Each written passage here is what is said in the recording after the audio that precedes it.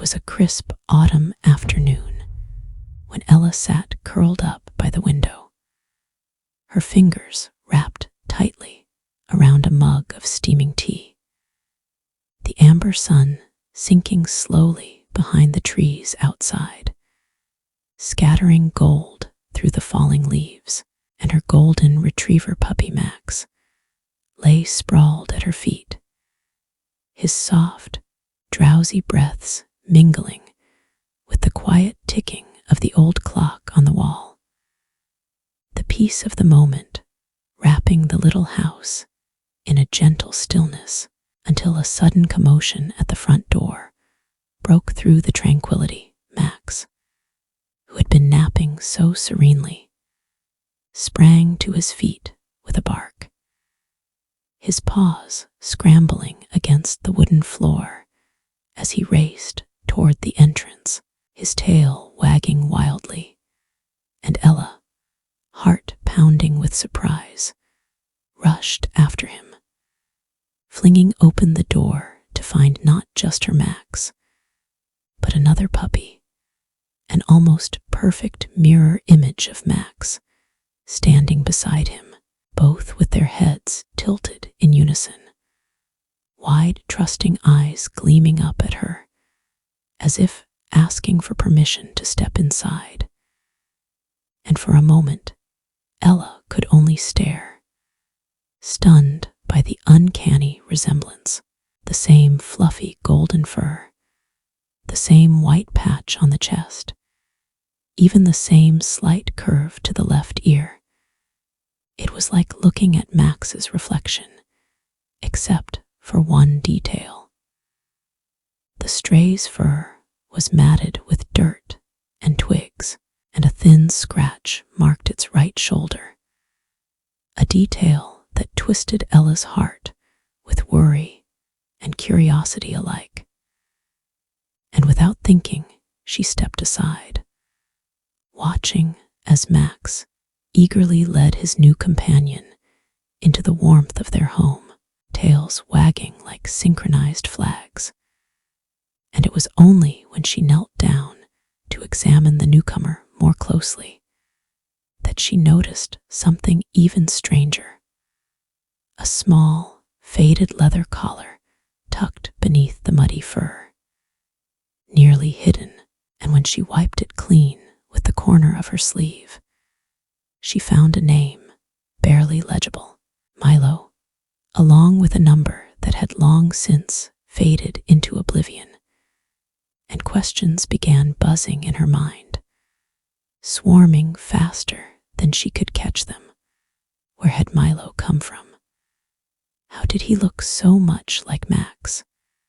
And more urgently, was someone out there missing him, worrying about him, or worse, had he been abandoned deliberately? And as Ella reached for her phone to call the local shelter and report the found pup, Max whined softly and nudged her hand with his nose, glancing back at Milo, as if pleading for her to reconsider, his golden eyes deep with something almost human, something that whispered, "Please trust me." And in that split second, Ella hesitated, feeling an inexplicable tug at her soul. So instead of calling the shelter, she decided to do something else. She would first try to uncover the truth herself, for her gut told her that this was no ordinary stray. And thus began the most unexpected journey of her life, one that would peel back layers of secrets woven long before Max had ever come into her world. A journey that would expose buried memories, silent promises, and a bond between souls that defied explanation. So she started simple, setting up a cozy bed beside Max's own for Milo, feeding him warm chicken broth and bathing the grime from his fur until he sparkled like a small golden sun. And all the while Max remained inseparable from sleeping pressed close, sharing toys, even nuzzling him during the night, as if reassuring him that he was safe now. And Ella couldn't help but notice the strange synchronicity between them. They moved together, thought together, as if connected by some invisible thread.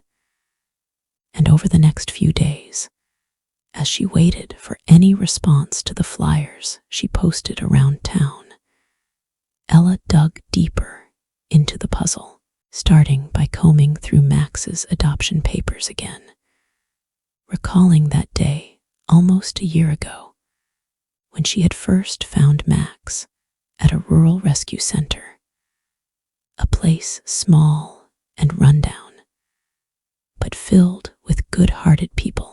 And the memory came flooding back, how the rescue director, a kindly older woman named Mrs. Hargrove, had seemed almost reluctant to hand Max over, how she had hesitated with the paperwork, even wiping a tear from her eye as she kissed Max goodbye. And now, haunted by that moment, Ella decided to drive back to that rescue center, her heart hammering with an intuition she didn't fully understand but couldn't ignore. And when she arrived, she found the old building even more weather-worn than before, vines creeping up the walls and the sign hanging crooked. But inside, Mrs. Hargrove greeted her warmly, her face lighting up at the sight of Max, and dimming slightly when her gaze fell on Milo, who trailed in right beside him. And there it was again, that shadow flickering across her expression, that glimpse of something unspoken. And when Ella explained how Milo had appeared, looking like Max's twin, she saw Mrs. Hargrove's hands tremble slightly as she set down her teacup and sighed, motioning for Ella to sit down.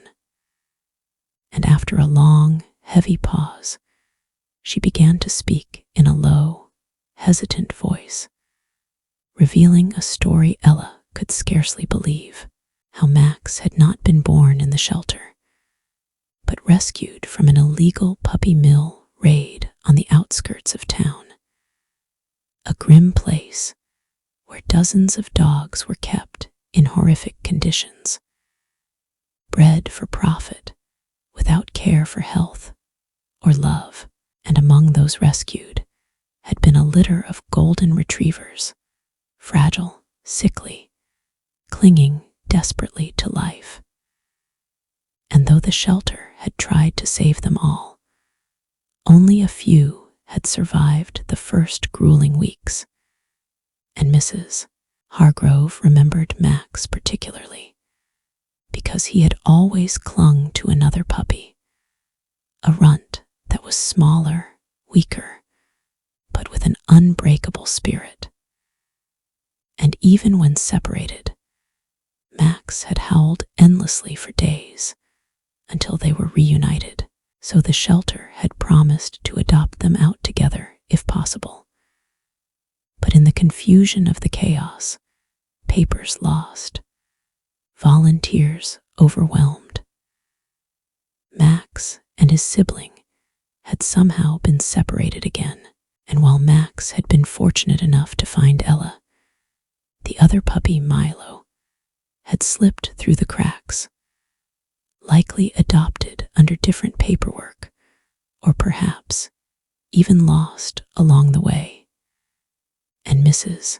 Hargrove's voice broke as she admitted they had never found him afterward, and tears stung Ella's eyes as she pieced it together, realizing that fate, some unseen force, had brought the brothers back together, that even after months of separation, hardship, and distance, their bond had remained so strong, so enduring, that it had pulled Milo across who knew how many miles straight to Max's doorstep. And when she asked about the faded collar, Mrs. Hargrove shook her head sadly, explaining that collars were rarely used at the shelter because they carried too many painful memories for these abused pups, suggesting that maybe Milo's collar was a remnant from a darker chapter he had barely escaped. And as the weight of the story settled over her, Ella knew with a fierce certainty that she couldn't let them be parted again, that whatever tangled path had brought Milo to her was not a mistake. And over the next few weeks, she finalized the paperwork to officially adopt Milo, standing before a smiling but teary-eyed Mrs. Hargrove, who hugged her tightly and whispered blessings over the two golden brothers. And when they returned home, it was as if something clicked into place at last, as if their house, Ella's heart, had been waiting for Milo all along, and life grew rich and full with the two of them tumbling through the days together, chasing leaves, curling up by the fire, each evening filled with twin sighs of contentment as they drifted to sleep. And still Ella wondered about the invisible thread that had led Milo back, about the mysteries of connection and instinct, about bonds that were not broken by time or hardship or even forgotten memory. And sometimes, late at night, when the house was quiet, and the only sound was the steady breathing of the golden brothers lying curled at her feet, she would look up at the moon and whisper a thank you to whatever force had watched over them, had nudged their paths across forests and fields and unknown roads, carrying the lost and the searching back together again. And she would drift off imagining the wild adventures Milo must have had, the dangers he had overcome, the sheer stubborn hope that must have driven him forward step after weary step, until Max's scent, faint but unforgotten, caught in the wind and pulled him the last few miles home. And sometimes, when the night was particularly still and the moonlight particularly bright, Ella swore she could see them twitch in their sleep, paws kicking at invisible dreams, as if even then they were still running toward each other through endless fields of gold and stars, always finding their way back no matter what. And as the weeks turned into months, Ella marveled every single day at how seamlessly Milo adapted to their lives, as though he had never been apart from them. And yet, there were little signs, tiny shards of memory, hidden deep in his instincts, that surfaced from time to time. How he would sometimes flinch at sudden loud noises like the crash of thunder, or the roar of a passing truck, or the way he hesitated at the threshold of new rooms, his body taut with an invisible fear before Max would nudge him forward, tail wagging, a silent promise that he was safe now. And Ella, heart aching with a tenderness too big to put into words, would watch these small moments and vow to give Milo a life so full of love that the darkness in his memories would someday fade entirely, replaced by new, golden memories woven from the threads of trust and laughter and belonging.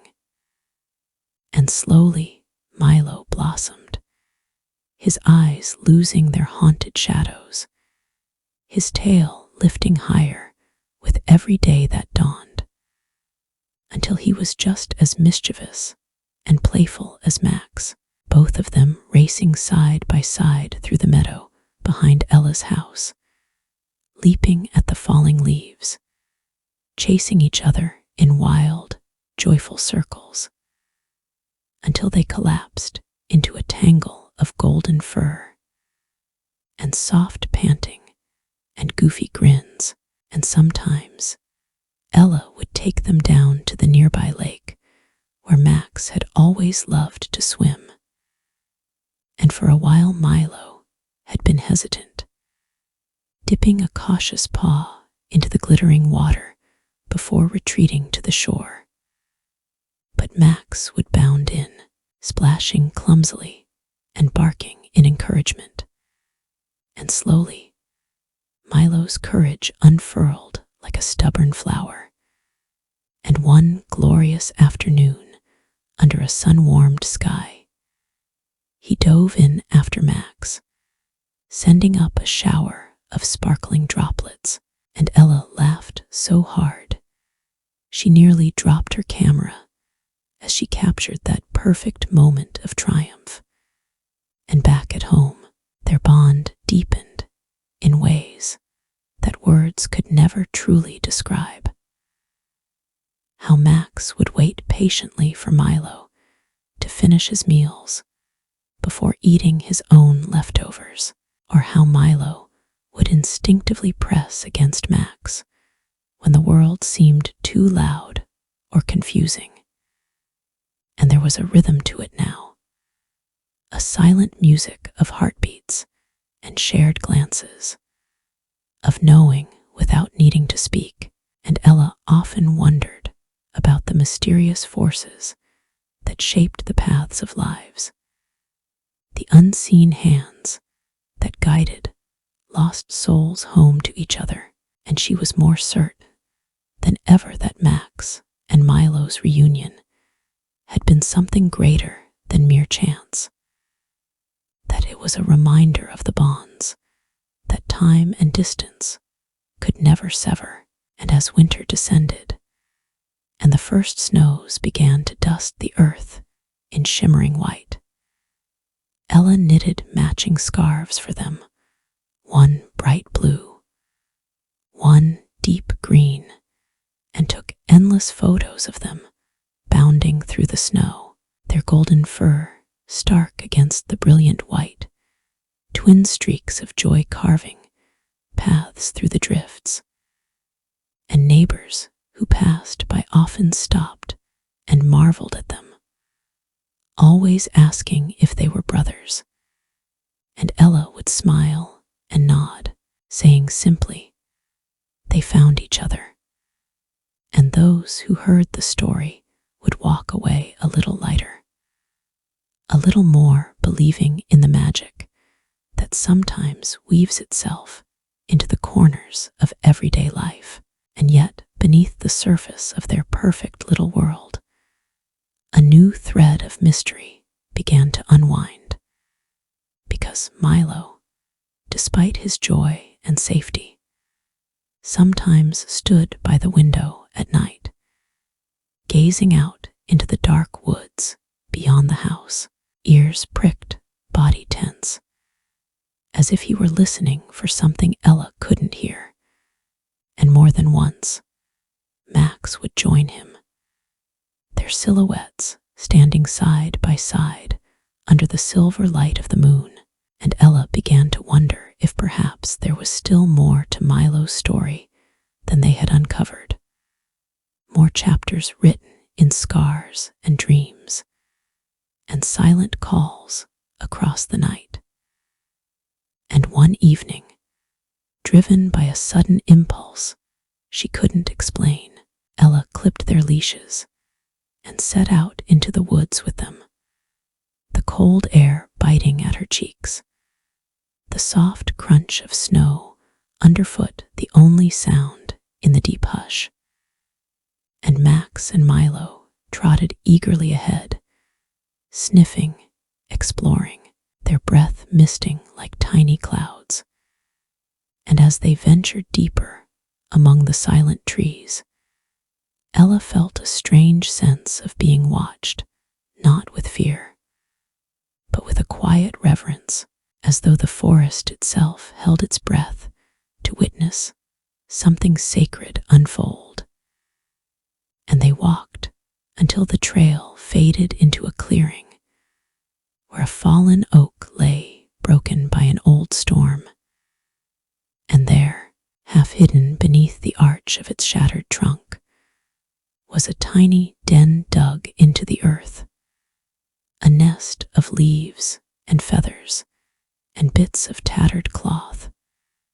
And when Ella knelt to look closer, her breath caught in her throat, for within the hollow, nestled against the curve of the wood, lay 3 tiny, shivering puppies, their golden fur matted and dirty, but unmistakable. And Ella's mind reeled, struggling to comprehend. And then, as if in answer, Milo stepped forward, sniffing them urgently, whining low and deep in his throat, his entire body trembling with recognition. And Max stood solemnly beside him, pressing his head against Milo's flank in silent support. And understanding dawned in Ella like a sunrise breaking through fog. These were Milo's puppies, his family somehow lost, somehow surviving out here alone. And her heart splintered and reformed in an instant, fierce and protective. And she knew there was no choice, no hesitation. They had to save them. They had to bring them home. And working quickly, but gently, she wrapped the tiny bundles of life in her scarf and her coat, cradling them against her body to warm them, while Max and Milo flanked her on either side like loyal guardians. And together, they made the slow, careful journey back through the woods, the sky above them stretching wide and full of stars. And once home, Ella set to work, nursing the puppies back to strength, feeding them tiny sips of warmed goat's milk, cleaning their fur, keeping them swaddled in soft blankets. And Max and Milo never left their side, taking turns nuzzling and comforting them, their vigilance tireless.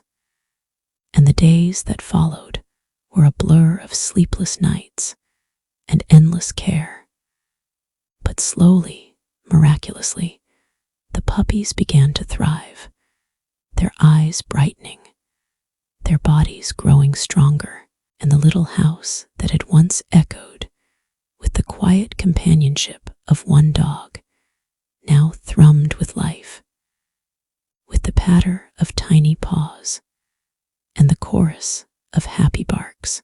And Ella's heart swelled so full, she often found herself crying tears of joy when no one was looking, overwhelmed by the sheer magnitude of the love that had found its way into her life. And still the story of Max and Milo. And now these tiny golden miracles continued to weave itself into something bigger, something ancient and beautiful and true. Because as winter deepened into the heart of the season, with snow falling in soft curtains outside the windows, and the fire crackling merrily in the hearth, Ella found herself thinking often of the invisible threads that bind souls together. The call that had led Milo across untold miles, the unbreakable connection that had brought him home, not just to Max, but to a future he had never dared to dream of. And sometimes, when the moon was high and the world was wrapped in silence, she would sit by the window with a sleeping puppy on each knee and Max and Milo at her feet. And she would wonder about the roads not taken, about the strange and winding paths of fate, and she would whisper her gratitude to the stars above, knowing that some stories are written in the heart long before they are lived, and that sometimes, if you are very lucky, the universe will conspire to bring you the missing pieces of your soul in the form of wet noses, wagging tails, and the unshakable knowledge that you are, at long last, home.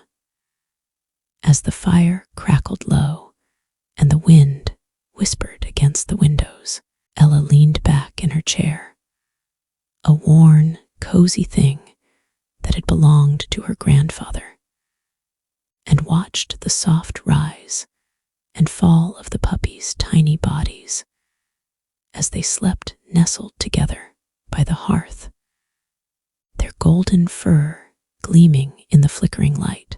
And nearby, Max and Milo lay like twin sentinels, their heads resting on crossed paws, their eyes half closed, but alert to every little whimper or shift in the sleeping pile. Hargrove's hands trembled slightly as she set down her teacup and sighed, motioning for Ella to sit down. And after a long, heavy pause, she began to speak in a low, hesitant voice, revealing a story Ella could scarcely believe: how Max had not been born in the shelter, but rescued from an illegal puppy mill raid on the outskirts of town, a grim place where dozens of dogs were kept in horrific conditions, bred for profit without care for health or love. And among those rescued had been a litter of golden retrievers, fragile, sickly, clinging desperately to life. And though the shelter had tried to save them all, only a few had survived the first grueling weeks. And Mrs. Hargrove remembered Max particularly, because he had always clung to another puppy, a runt that was smaller, weaker, but with an unbreakable spirit. And even when separated, Max had howled endlessly for days until they were reunited, so the shelter had promised to adopt them out together if possible. But in the confusion of the chaos, papers lost, volunteers overwhelmed, Max and his sibling had somehow been separated again, and while Max had been fortunate enough to find Ella, the other puppy, Milo, had slipped through the cracks, likely adopted under different paperwork, or perhaps even lost along the way. And Mrs. Hargrove's voice broke as she admitted they had never found him afterward, and tears stung Ella's eyes as she pieced it together, realizing that fate, some unseen force, had brought the brothers back together, that even after months of separation, hardship, and distance, their bond had remained so strong, so enduring, that it had pulled Milo across who knew how many miles straight to Max's doorstep. And when she asked about the faded collar, Mrs. Hargrove shook her head sadly, explaining that collars were rarely used at the shelter because they carried too many painful memories for these abused pups, suggesting that maybe Milo's collar was a remnant from a darker chapter he had barely escaped. And as the weight of the story settled over her, Ella knew with a fierce certainty that she couldn't let them be parted again, that whatever tangled path had brought Milo to her was not a mistake. And over the next few weeks, she finalized the paperwork to officially adopt Milo, standing before a smiling but teary-eyed Mrs. Hargrove, who hugged her tightly and whispered blessings over the two golden brothers. And when they returned home, it was as if something clicked into place at last, as if their house, Ella's heart, had been waiting for Milo all along, and life grew rich and full with the two of them tumbling through the days together, chasing leaves, curling up by the fire, each evening filled with twin sighs of contentment as they drifted to sleep. And still Ella wondered about the invisible thread that had led Milo back, about the mysteries of connection and instinct, about bonds that were not broken by time or hardship or even forgotten memory. And sometimes, late at night, when the house was quiet and the only sound was the steady breathing of the golden brothers lying curled at her feet, she would look up at the moon and whisper a thank you to whatever force had watched over them, had nudged their paths across forests and fields and unknown roads, carrying the lost and the searching back together again. And she would drift off imagining the wild adventures Milo must have had, the dangers he had overcome, the sheer stubborn hope that must have driven him forward step after weary step, until Max's scent, faint but unforgotten, caught in the wind and pulled him the last few miles home. And sometimes, when the night was particularly still and the moonlight particularly bright, Ella swore she could see them twitch in their sleep, paws kicking at invisible dreams, as if even then they were still running toward each other through endless fields of gold and stars, always finding their way back no matter what. And in the warm quiet of that night, with the world outside sealed away by the thick drifts of snow, Ella felt something ancient and sacred settle over the little house, a sense of belonging so deep it seemed to seep into the very floorboards. And for a long while, she simply sat there, breathing it in, letting the soft sounds of puppy dreams and the slow crackle of the fire wrap around her like a blanket. And in that moment, she thought about how life could change in an instant, how a single unexpected meeting, a stray puppy appearing on her porch, had led to this overflowing, beautiful chaos. And she wondered at how often miracles came in forms we didn't expect, how easily we could miss them if we weren't paying attention. And then, smiling to herself, she rose carefully, stretching the stiffness from her limbs, and moved into the kitchen to prepare another bottle for the smallest of the puppies, a delicate little girl with a stubborn spirit, who had already shown herself to be the leader of her siblings, despite her size.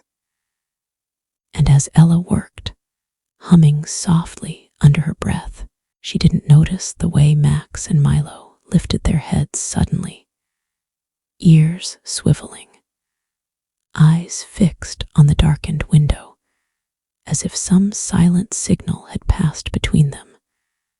And when she turned around, bottle in hand, she froze, her heart thudding, because standing just beyond the reach of the porch light was a figure, a dog, ragged and thin, its fur matted and its body trembling with exhaustion.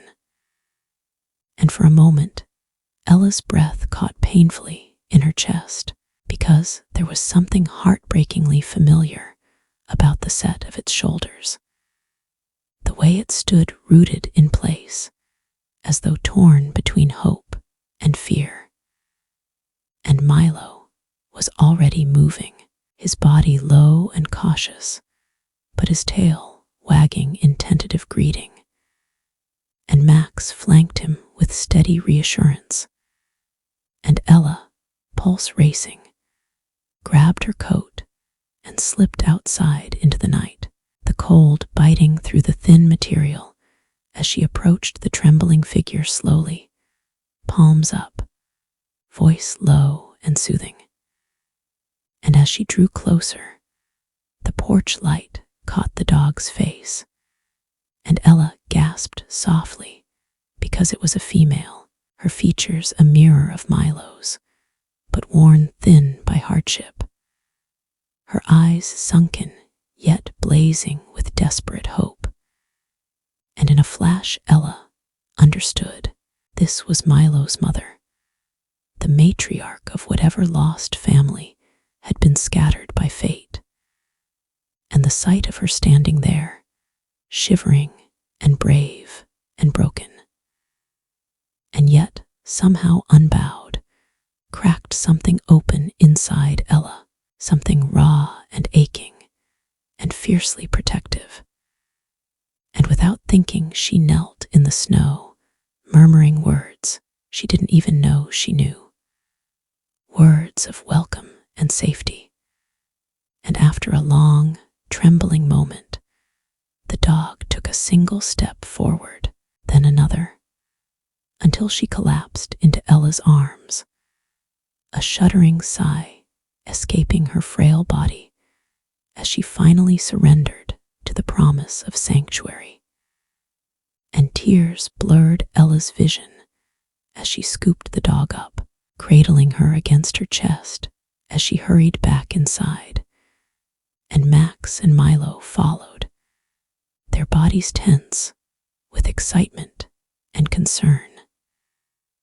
And as the warmth of the house enveloped them, the mother dog stirred weakly, her gaze locking onto Milo's, and in that gaze was a world of recognition and love and apology and relief.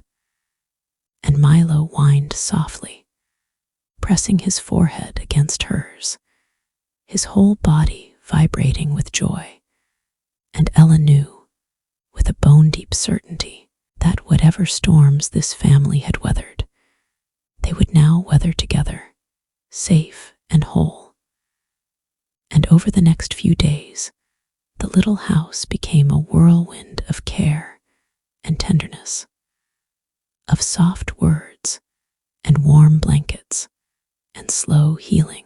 And the mother dog, whom Ella named Luna in honor of the full moon that had illuminated her path to safety, gained strength with astonishing speed, fueled by the love that surrounded her.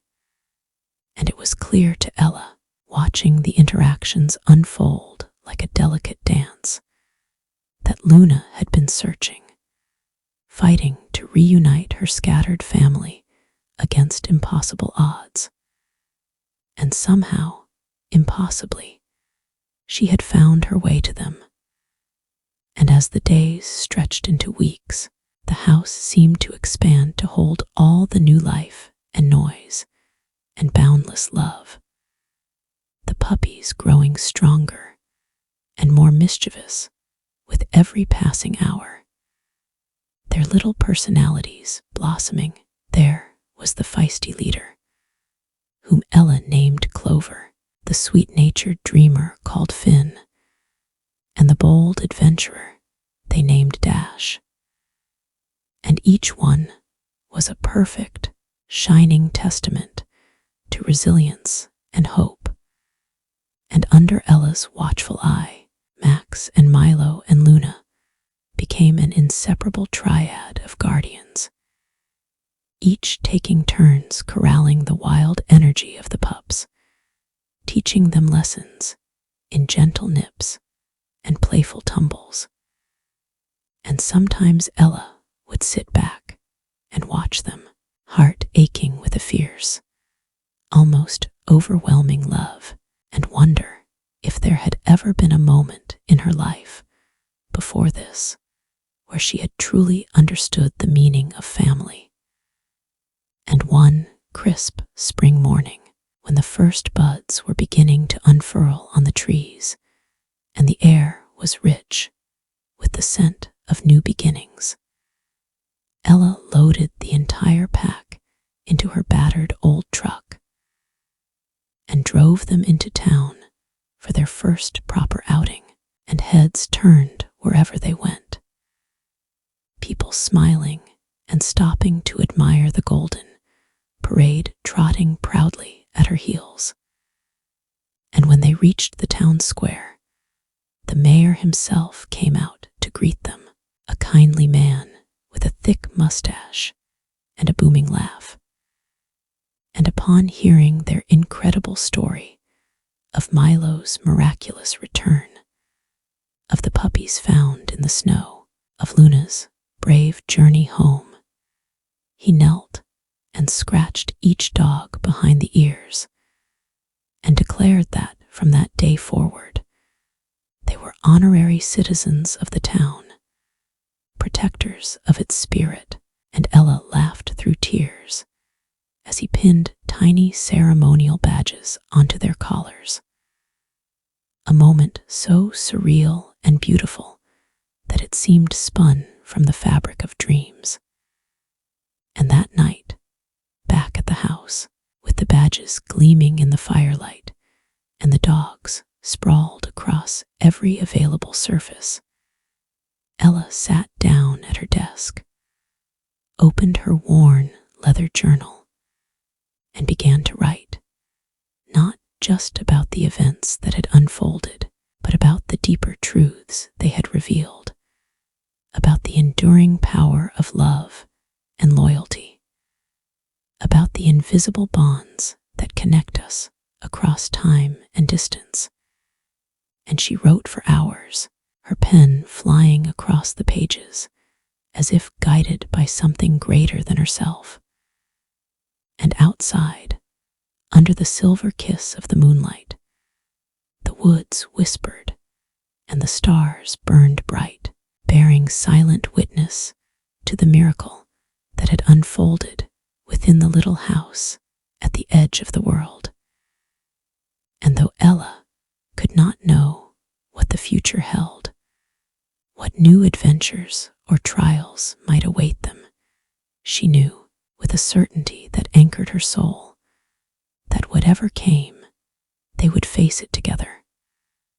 A family forged not by blood alone, but by choice, and by the kind of love that defies reason, the kind of love that answers every cry across the dark with a promise: I will find you, I will bring you home, I will never leave you. Days melted into weeks, and the rhythms of life in the small house shifted subtly, but surely, finding a cadence that was both wild and tender, like a river finding its way through untouched valleys.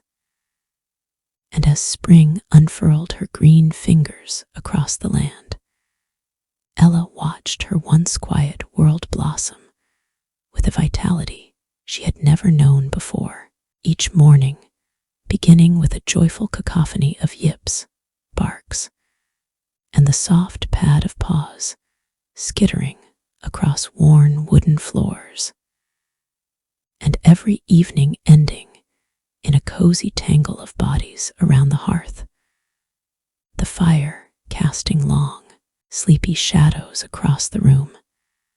And Ella, ever grateful, never took a single moment for granted, marveling at the way the puppies grew like weeds, their paws too big for their bodies, their ears flopping comically as they chased each other through the fields beyond the house, learning the contours of the land the way one might learn the lines of a beloved face.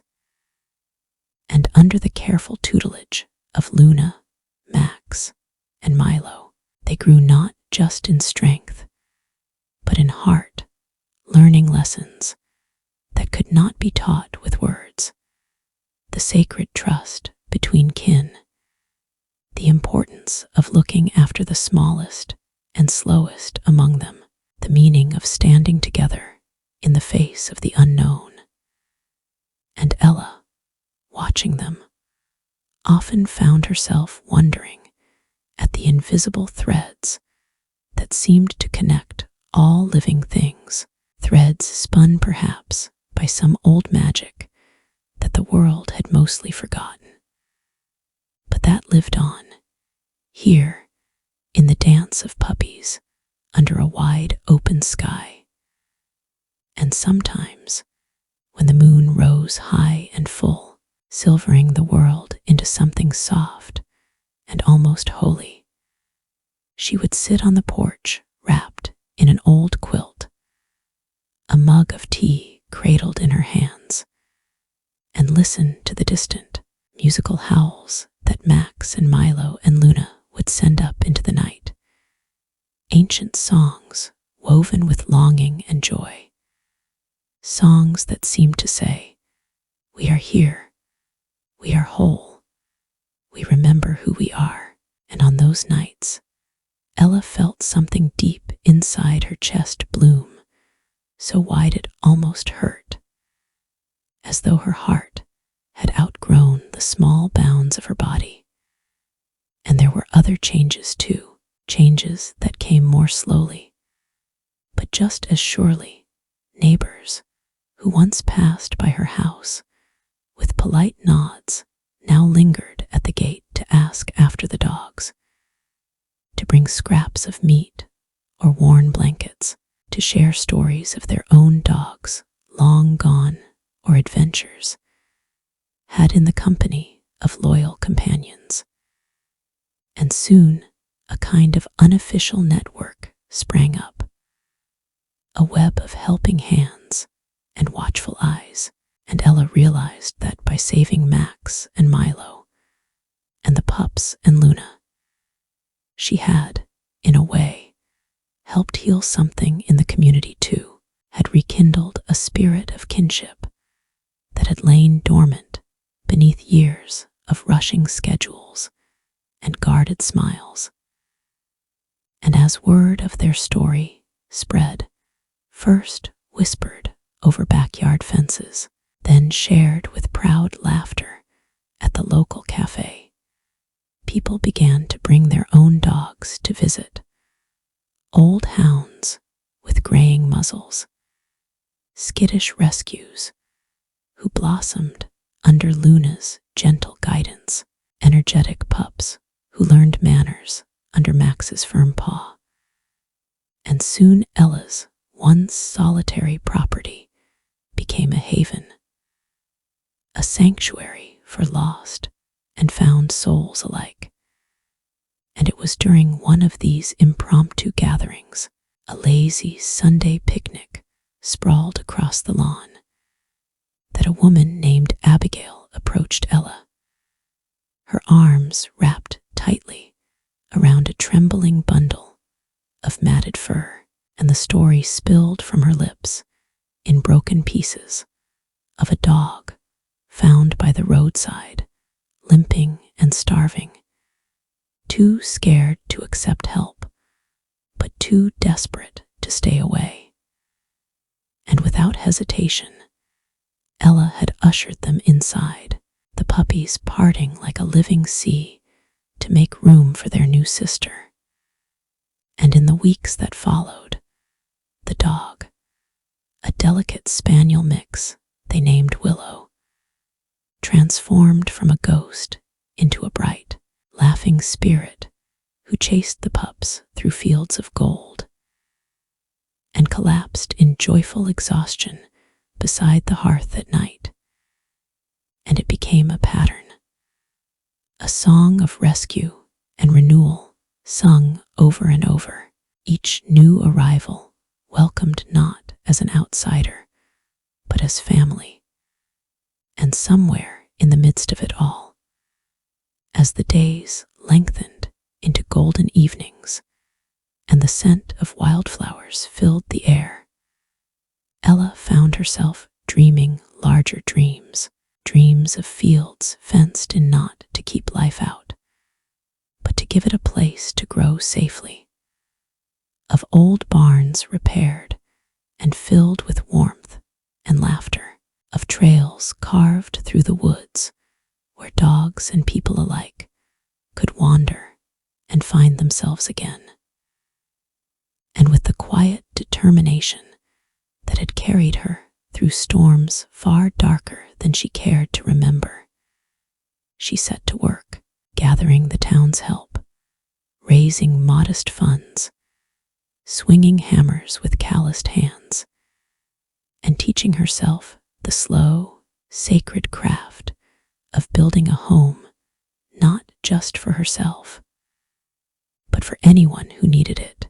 And by the time summer blazed into being, the first outbuildings stood proudly against the endless blue sky, simple structures built of reclaimed wood and filled with soft bedding and toys and endless bowls of fresh water. And the dogs, all shapes and sizes now, raced between them like living comets, leaving trails of laughter and paw prints in their wake. And Ella, standing on the porch one evening with a cold lemonade in hand and a tired, contented smile on her face, knew deep in her bones that this was only the beginning, that they were weaving something bigger than themselves here, something that would outlast any one of them. And as she watched Max and Milo spar playfully in the tall grass, their sleek bodies flashing gold in the slanting sun, and Luna shepherding a particularly stubborn pup back toward the group with infinite patience, she felt an overwhelming gratitude rise up inside her, gratitude for every twist and turn that had led her here, to this wild, messy, perfect life. And just then, as if summoned by her very heart, a low rumble of thunder echoed from beyond the hills, and the wind shifted, carrying with it the scent of rain and far-off places, and the dogs paused, lifting their heads in unison, their ears flicking toward the sound. And Ella laughed, the sound ringing out across the fields like a bell, because she understood storms would come, of course they would. But they had built something here that could withstand any storm, rooted deep and strong as the ancient oaks that ringed the property. And together, always together, they would face whatever the winds of fate blew their way. The rain came that night, soft at first, a gentle tapping against the windows, a cool balm after the day's heat, and Ella, tucked beneath her worn quilt, listened with a smile as the dogs stirred in their sleep, small paws twitching, dreams no doubt filled with chases and fields and endless sunshine. But as the night wore on, the gentle tapping grew into a steady drumming, and the winds began to wail like lost spirits through the trees, rattling the shutters and sending sprays of leaves tumbling across the porch. And Ella rose quietly, moving through the house with the ease of long practice, checking each window, each door, whispering reassurance to the dogs who lifted sleepy heads to watch her pass.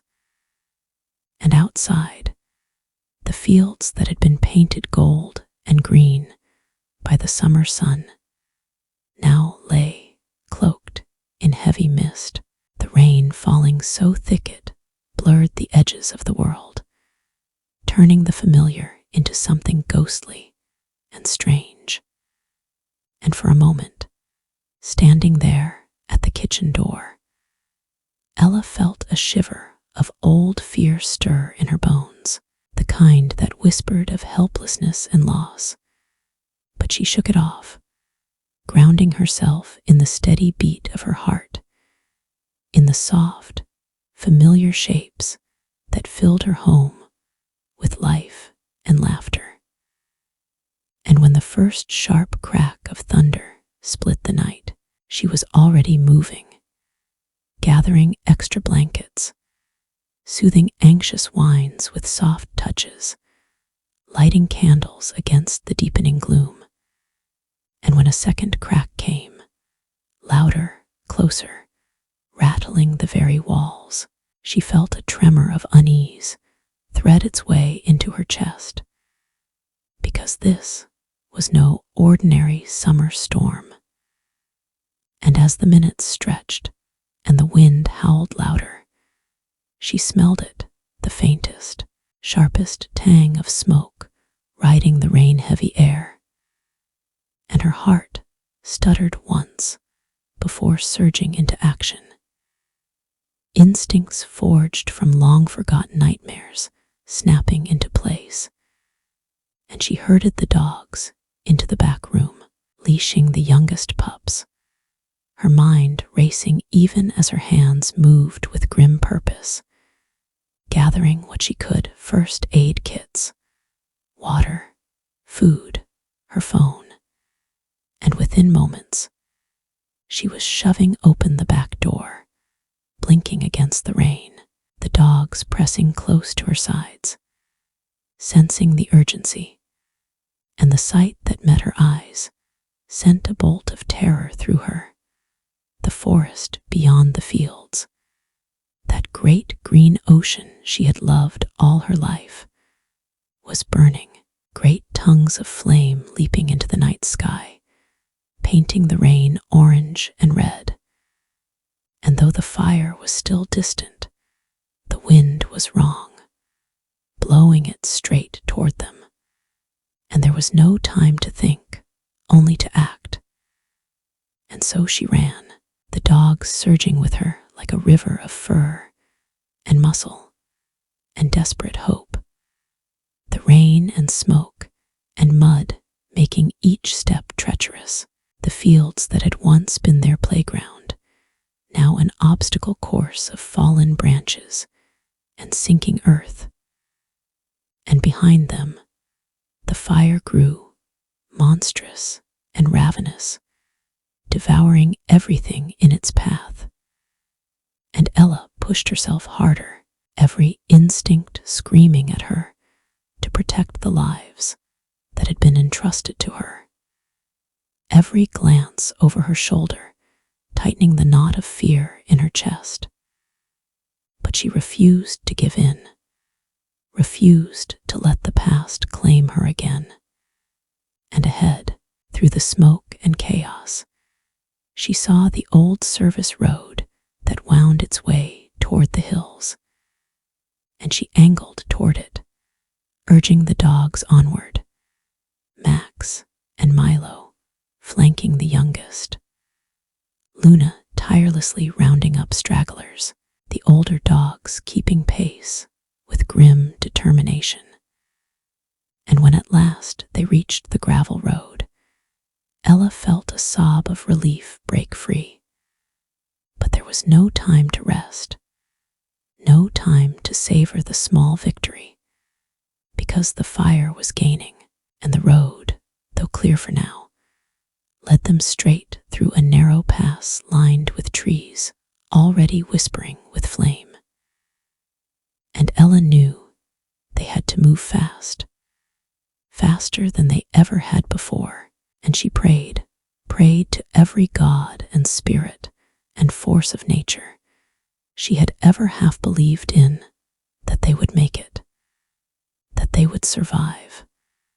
And drawing a deep breath that seared her lungs, she shouted, "Go, run," and the dogs leapt forward, a wave of living courage, and Ella ran with them, every muscle screaming, every breath a battle, the world around them a nightmare of smoke and heat and falling ash. And just when it seemed her body would give out, when the fire roared so close she could feel its claws raking her back, the pass opened up into a wide, rain-slicked meadow, the flames hesitating at the tree line, and they stumbled forward, gasping and coughing, collapsing onto the wet grass as the rain finally began to beat back the fire. And Ella lay there, soaked and shaking, feeling the earth cool beneath her palms, the dogs pressing close, their sides heaving, their eyes wide but alive, all alive, and tears mingled with the rain on her cheeks, because they had made it, somehow, by miracle and stubborn will. They had made it. And when at last she sat up, she found the meadow stretching wide before them, untouched by fire, cradled by the hills like a sacred bowl. And she knew, in that moment, that this place, this beautiful, wild, rain-kissed place, was where they would rebuild, where they would start anew. And the next weeks were a blur of exhaustion and hope, of salvaging what they could, of mourning what was lost and celebrating what had been saved.